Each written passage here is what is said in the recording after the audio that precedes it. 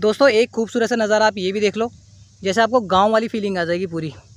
ये एक पेड़ है, पेड़ के नीचे तालाब सा थोड़ा सा बन गया है, गड्ढा सा पानी भरा है और उसमें ये भैंस आप देख रहे हो, ये आके इसमें बैठते हैं पानी के अंदर। और हरी हरी घास, पूरा ये ग्रास वाला गार्डन। पहले एक मैदान था जहाँ पर हम क्रिकेट वगैरह खेलते थे, अभी पूरा का पूरा घास से ढक चुका है और ये पूरा जंगल वाला फीलिंग आ जाएगी आपको। और ये सारा आप देख सकते हो, दूर दूर तक सिर्फ आपको यही सब दिखेगा यहाँ।